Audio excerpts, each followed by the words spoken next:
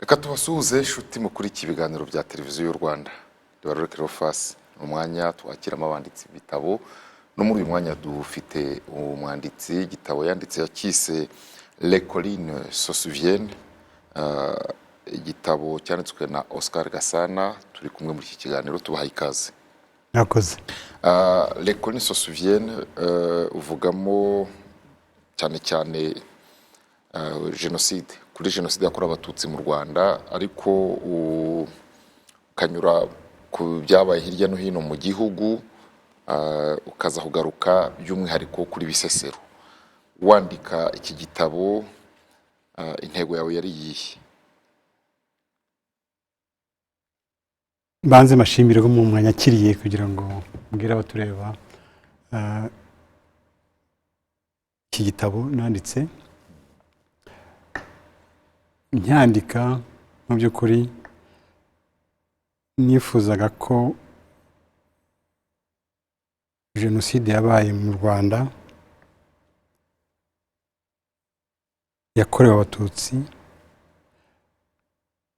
yamenyekana kurusha uko bimeze ubu, ariko ku by'umwihariko kwihagararaho kw'Abasesero kukamenyekana, kuko ni ibintu byafashe indi dimension kubera forume yabyo n'igihe byamaze. Ndibutsa abatureba ko iyo jenoside yatangiye ku itariki ya 7, Abasesero bahita bishyira hamwe. Kuva icyo gihe ntibigeze bacogora kugeza igihe irangiriye mu by'ukuri. Ku rupapuro rw'110 twasoma, waranditse uravuga ngo la résistance à une telle abomination devrait être un aspect important des études sur les génocides. Malheureusement, jusqu'ici le concept de résistance dans la sociologie européenne contemporaine ne bénéficie pas d'un niveau élevé de priorité. Uko kwihagararaho, kwirwanaho, uravuga ko ari ikintu ubundi abantu bagombye kuba baha agaciro no mu byandikwa no mu bivugwa, ariko warangiza ukabigarura uti ikibabaje ntabwo abo mu burengerazuba bw'isi babyitaho, batabyitayeho abandi bakabyitaho, yaba abarokotse jenoside, yaba abandi babibonye, yaba n'abanyafurika. Ntabwo byatanga umusaruro nk'uwatangwa n'abanyaburayi babijemo. Uyu wabyitaho wese byafasha. Kucyo rero ubishyira ku banyaburayi ukavuga uti kuba batabyitaho urabibanenga. Nuko mu by'ukuri urebye ibyanditswe kuri za jenoside, abanyaburayi nibo babigizemo uruhare rukomeye, ndetse n'iby'iwacu. Abanyarwanda batangiye kubyandikaho si benshi. Ibyo byo kwihagararaho mu Rwanda, cyane cyane muri Bisesero en particulier, ubushakashatsi nakoze nibwo bwa mbere, kandi hashize imyaka 25 hagiye handikwa za articles ntoya hirya no hino, ariko nta etude yigeze ikorwa bimazeyo kuri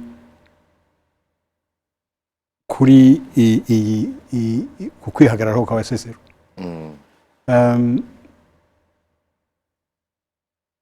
Abanyaburayi bakoze quelques études ku byerekeye kwihagararaho kw'abayahudi ariko nabwo ntibihagije ariko mu Rwanda kuko si Bisesero gusa burya mu bice byinshi by'u Rwanda abantu bihagazeho uko bashoboye uretse ko Bisesero yagize un caractère particulier kubera ko byakuviye amezi 3 yose ya jenoside icyo mvuga rero kuri ibyo nuko ari abanyafurika ari abanyaburayi ku byerekeye jenoside zose iyi dimension yo kwihagararaho ntabwo usanga yarakorezeho ubushakashatsi nk'izindi dimension zindi byo kumenya abayikoze abari bo uko bari bameze ideology bakurikije dimension za culture zatumye biba ibyo babikozeho akazi kenshi ariko kwihagararaho ntabwo ariko byo byagenze kwihagararaho mu Bisesero bigaragaza nk'ikintu wa mugani uvuga uti gikwiye ubushakashatsi kuko waranditse uravuga ngo Abisesero cependant ni ku papuro wa 98 Abisesero cependant c'est toute la communauté qui a pris le chemin de la résistance défiant publiquement les forces génocidaires qui pourtant étaient supérieures en nombre et en armement. Muri uku kwirwanaho wari ubivuzeho mu kanya uti urebye hirya no hino abantu bagiye birwanaho yabo basanze mu nzu yaba kuri bariyeri yaba aho bahungiye bari hamwe mu matsinda mato cyangwa manini ariko ukavuga uti mu Bisesero ho byabaye umwihariko uyu mwihariko w'Abasesero urabivugaho gato ntubitindeho cyane cyo kora mu buhamya bamwe bakabigarukaho bavuga ko babikesha ababyeyi babo bari bakiriho n'abari batariho uku kwirwanaho muri za nzira cyangwa za ntambwe nanone uvuga 10 jenoside itegurwamo kwihagararaho no kwirwanaho ubona bikwiye kuba biri hehe nk'umushakashatsi uko aho byagaragaye mu gihe nyine jenoside yari imikorwa ariko se muri za ntambwe kwihagararaho birashoboka rwose ahubwo ni nabwo byagomba gukorwa kwihagararaho kw'Abasesero muri jenoside yatangiye mu by'ukuri buri gihe cyari cyarenze igihe cyo kwihagararaho nyabyo cyari cyarenze kandi cyagomba no gukorwa n'Abasesero gusa cyagomba gukorwa n'abategetsi cyagomba gukorwa n'amashuri yigisha abantu cyagomba gukorwa n'amadini cyagomba gukorwa mbese na société civile ni ikintu cyagomba kuba cyarabanjirije kandi iyo bikorwa na jenoside ntiyari kuba mu by'ukuri niyo mpamvu mvuga nti kwihagararaho ubu ngubu imyaka 25 ishize jenoside ibaye nukwigisha nukugira amategeko ahamye arinda ikiremwa muntu nukumvisha umunyarwanda wese ko ubuzima bw'umuntu ari ufite agaciro ari inviolable ariko muri zira ntambwe se biba bishoboka ko umuntu uzakorerwa jenoside abibona ko ari jenoside irimo gutegurwa iyo bikiza mu mizo ya mbere umuturage mu Bisesero ntiyashobora kumenya ibyo ari byo n'ugiye ashobora kuvuga ati ibi ni ibintu nakarengane ariko kumva ko bishobora kuba jenoside ni ibintu bigomba kumenywa n'abantu bajijutse kurushaho bamwe mu badutegeka bamwe mu bakuru b'amadini bakuriye société civile bashobora gutekereza birenze ibyo ureba banazi amateka y'isi uko ameze naho byagiye biba mu bindi bihugu bakamenya ko byagiye bizamuka bakavuga ati ese twe aho tugeze ntidukurikira inzira ibintu ntibigana aha ngaha. Ibyo rero nibyo twabuze mu Rwanda. Nibyo nifuza, igitabo cyifuza ko byabaho ngubu. Hanyuma iyo wanditse nko ku rupapuro rwa 99 hari amagambo wahashyize ngira ngo nyifashishe, waravuze ngo par ailleurs, la majorité des études réalisées sur le Rwanda accordent plus d'importance aux élites au sommet du pouvoir, souvent au détriment des acteurs à la base. Iyo uvuga nyine ko byinshi mu byanditswe ku Rwanda, ubushakashatsi bwakozwe kuri jenoside yakorewe Abatutsi mu Rwanda, uravuga ngo busa n'ubwibanda gusa kuri kubo twita les élites, ni ukuvuga abayobozi, abantu bari abategetsi, bari abacuruzi bakomeye, kuruta kureba no hasi uko byari bimeze. Nicyo ushaka kubwira umusomyi? Ndashaka kubwira umusomyi ko nubwo tuzi yuko jenoside yateguwe kandi igategurwa jesima n'iyo elite mvuga, mu by'ukuri iyo abaturage bahaguruka bagafasha abaturanyi babo, bakabahishira abana,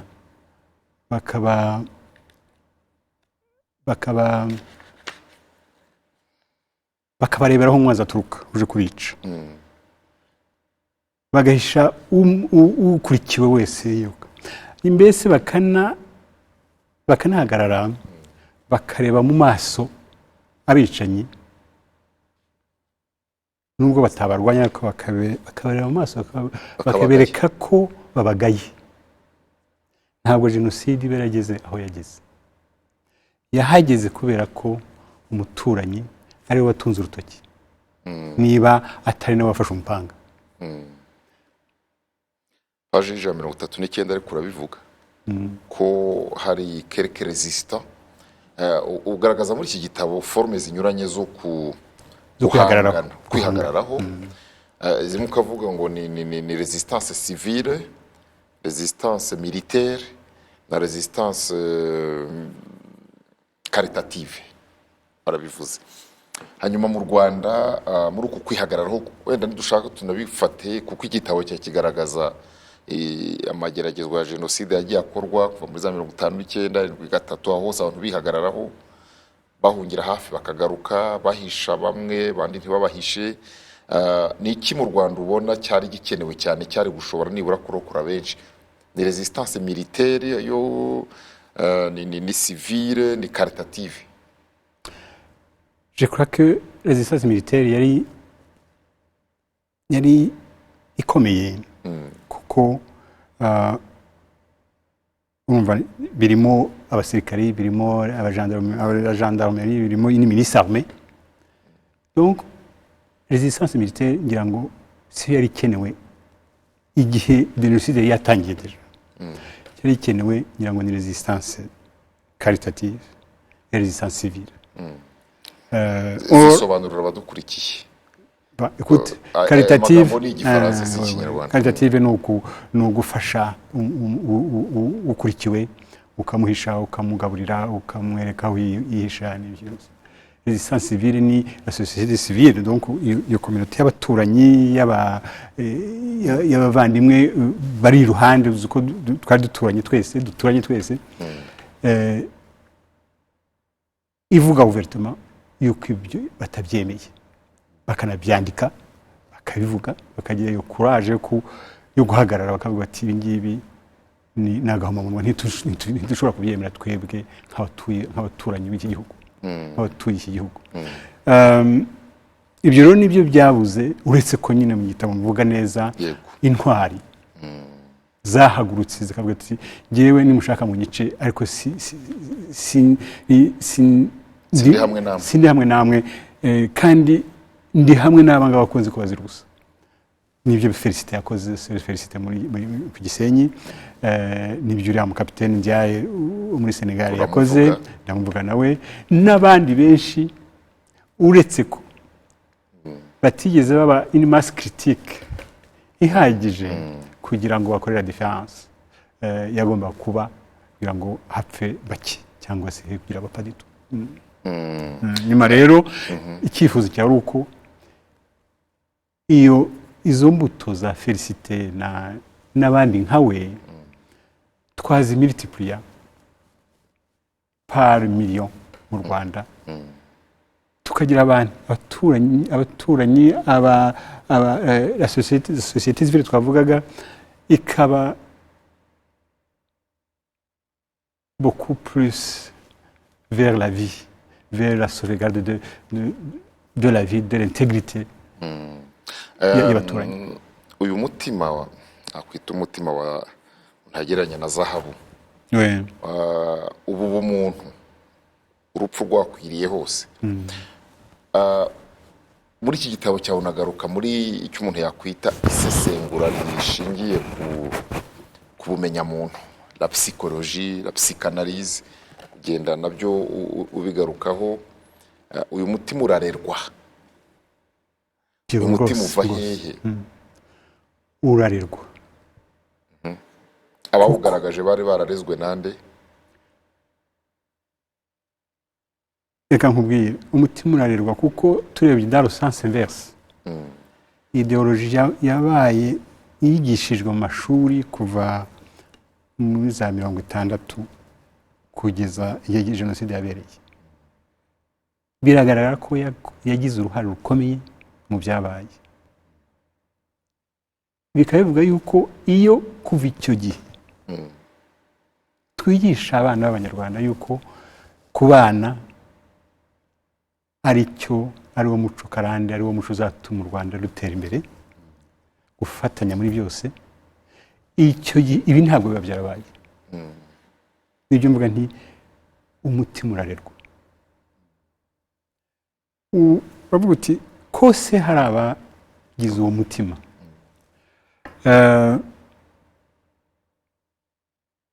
Urebye ndanivuga mu gitabo, urebye abo bantu bagiye babona bake hirya no hino bafashe risike zose, bahagaraye bagafasha uko bashoboye abatotezwaga n'abahigwaga. Benshi bavuga ko babikuye kuri croyance zabo, imyemerere mu mashuri, mu madini yabo. Abandi bakavuga ko ari ibyigisho bahawe n'ababyeyi babo, yuko data mama yanyigishije kuba ndi umwana ko ngomba kubaha mugenzi wanjye, ngomba gukunda mugenzi wanjye, ngomba gufasha mugenzi wanjye. Muri iki gitabo Les Colonies se souviennent ugaruka cyane ku, ndashaka kujya noneho kuri Bisesero ariko inyuze no muri icyo wita cyahoze ari komine Giti. Giti uvuga ko bakumiriye jenoside muri ako gace, ndetse ugasa n'unagiye impaka mu gitabo n'uwitwa Nduwayo. Afite impamvu yagiye atanga avuga ati ni abantu bari barashyingiranye, ni abantu bari baturanye igihe kirekire, ariko wowe ugahitamo aspect imwe atindaho ya leadership y'ubuyobozi. Kuki izindi uwo mushakashatsi we yavuze utemeranywa nazo? Ntabwo nzemera zira mpamvu, ntabwo nzemera kuko ari impamvu usanga hose mu Rwanda. Ibyo gushyingirana ni ibintu iwacu ku Kibuye mvuka, mukuru wanjye yashatse mu bundi bwoko ntaranavuka. Ni ibintu byari bisanzweho, ni ibintu nta n'uwo byatangazaga, ariko ntibyatumye ibyabaye bitaba. Si impamvu yarinda kumva, ntabwo mbona nabonye atari yo mpamvu. Birababaje kuko ubundi yagomba kuba impamvu, kumva yuko hari abantu bicaga bishywa babo, bicaga abantu babiri basangiye amaraso. Hari n'igitabo cyanditswe mu Mary Mathieu, ibyo ni ibindi nacyo giturutse kuri ibyo ngibyo. Iyo impamvu nasanze ari nyayo, ariyo yakoze difference muri Giti, ni leadership, ubuyobozi rwose kuko turabizi twese amateka y'u Rwanda nyuma y'ubukoloni burugumesitiri yari umuntu ukomeye muri komine ye yarepresentantaga perezida wa repubulika mu bategeka yari umuntu ufite influence nini cyane niba avugaga ati nimugende mutwike ni devoir yanyu abantu baravuga ko bikora umuvugaga ati gasopo ibisimba ishaka kandi ubikora azabihanirwa ntibyakorwaga twagize amahirwe yo muri giti umesere wa mbere arabirwanya n'umusimbuye arabirwanya kandi bategaga igihe kirekire yewe n'uwo ariho igihe cya jenoside arabirwanya ntiyaproteje abari muri komine gusa n'abahungiye bavuye mu zindi komine ntawagize icyabo niyo mpamvu uvuga ko leadership ariyo ubuyobozi aribwo bwakoze l'exception ya giti kandi rero niyo urebye mu Bisesero exception ya Bisesero nayo ni ukubera le commandement bagize itaragiye iboneka ahandi hose Birara yabaye umugabo utasanzwe yewe numva rwose yakwiye kuba mu ntwari z'igihugu ariko we yabikomoraga tugeze mu Bisesero noneho uyu Birara washoboye kuorganiza washoboye gufasha bariya Basesero kwirwanaho nubwo bashize akaroko kangereri bitavuga ko bari basanzwe mu bitaramo byabo no mu gutarama n'uburyo bwo gutarama n'uburyo bwo kuganira n'uburyo bw'ibirori no kubyina basa n'abahoraga baryamiye amajanja barabibonaga mbere ko hari ikizababaho ibintu byo kwihagararaho no guhangana biri muri umuco gakondo y'Abasesero n'igihe cya ingoma ya cyami ikiriho nk'ujya haba akarengane ko kunyaga nk'umuntu kurusha imbaraga akaza abahuriza abantu bakaza inka zawe bakaziyobora bakazitwara byabagaho icyo gihe iyo hari umusesero wanyagaga inka ze mu buryo bw'akarengane Abasesero bose barahagurukaga bakakurikira bagahaguruka ariko inka bazigaruye kuva muri 59 59 habaye ibitero byinshi byo kubatwikira kubanyaga inka zabo n'abantu batunze cyane ariko iteka bishyiraga hamwe rimwe inzu zigatwikwa kuko babaga bazivuyemo bakishyira hamwe bakarwana nta na rimwe bigeze baneshwa urumva muri ibyo rero hagiye haba le transfert des récits et des rituels de résistance hari amagambo y'Ikinyarwanda ntashobora kuko ntaba mu Rwanda niho abato bagendaga bigira ibyo abakuru babo bakoze noneho hazaza igitero ubwo uzi ko byari episodique byazaga imyaka 4-5 bakaba babizi Birara ngira ngo yari participation yari ya 4 cyangwa ya 3 cyangwa ya 4 kwihagararaho bituma undi mu ntwari ni umuhungu we Nzigiye kandi wasanga ari nkawe wamwigishije umva yego bagiye haba rero uko kwigisha abato kwigisha abato bati basha ibyabaye mu myaka ishize ntimwabimenye ariko uko twabikoze hagize ibindi biza rero nimwe muzaba mubishinzwe dore uko bigenda dore uko bikorwa dore uko twihagararaho ngarutse inyuma gato byarakoroheye kubona ubu buhamya cyane ko ibivugwamo ari ibintu bikomeye? ntabwo byanyoroheye, byari biruhije cyane, ni ibintu biteye ubwoba kubyumva. rimwe na rimwe abo twabaga tuvugana twageragaho bikomera cyane, ukabona nk'umugabo w'imyaka 40 aratangira arize, nuko nanjye sinashobora kubyihanganira. nanjye mfite iyo kapasite yo kumva aho ndageze, nanjye sinihanganire kutamera ntyo, kubera ko numva ari ibintu dusangiye nk'abavandimwe, ariko nk'ikiremwa muntu. byari biruhije rero kumva aya mateka buri munsi,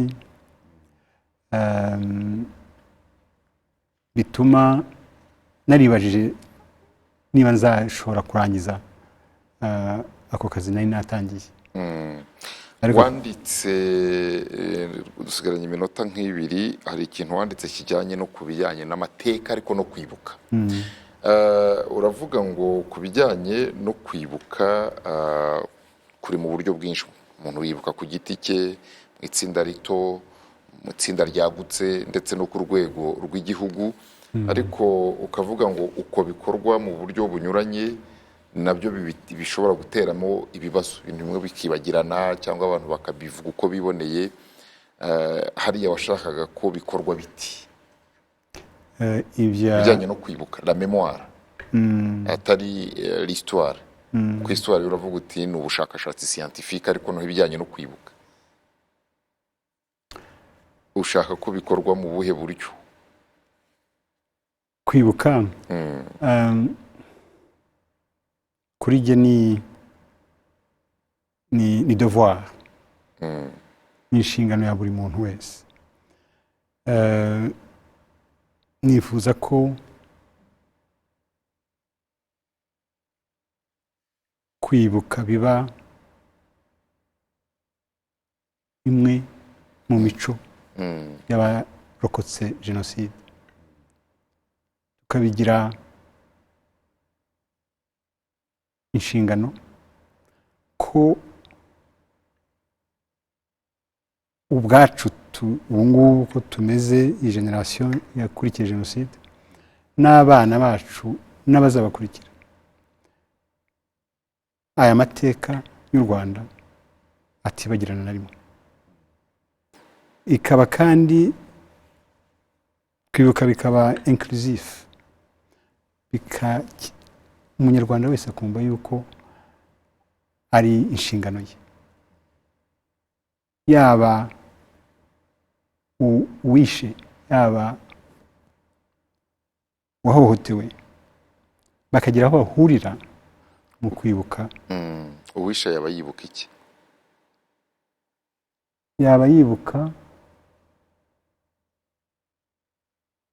agahinda uwiciwe yagize, kandi iyo ni intambwe ikomeye mu kubaka u Rwanda rushya, kugira iyo conscience ko igikorwa cyo kwica cyateye agahinda imbaga nini y'Abanyarwanda.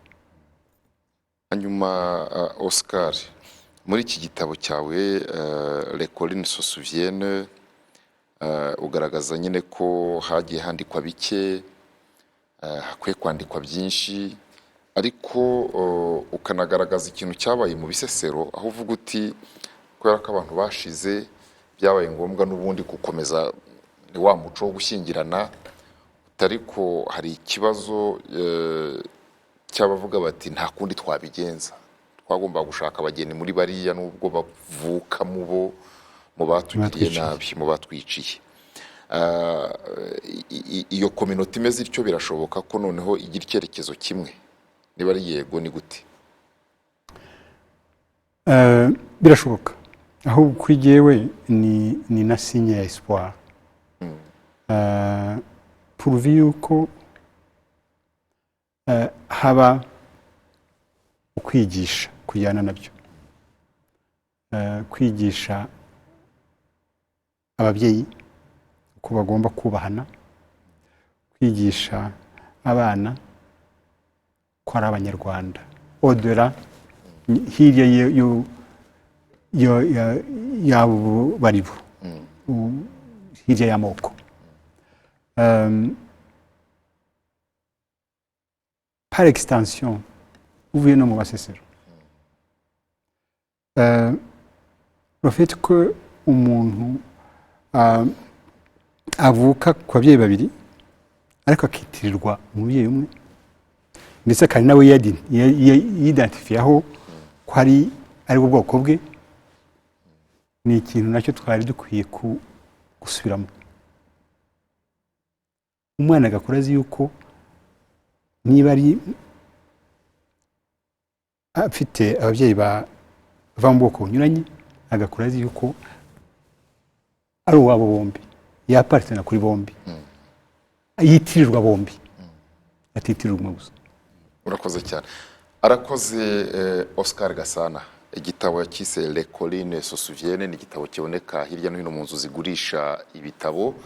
Ni igitabo kigaruka cyane cyane ku cyo yise le devoir de mémoire, inshingano z'abariho kuvuga ibyabayeho kugira ngo abavuka ubu n'abazaza nyuma bazamenye uko byagenze, cyabiteye, ingaruka byagize, ariko cyane cyane kugira ngo buri gihe cyose hakumirwe ikibi. Byaba byiza umuntu yiguriye iki gitabo agasoma, cyane cyane ko iyi minota 30 tutavuga ngo byose turabivuze. Turamushimiye kandi namwe turabashimiye.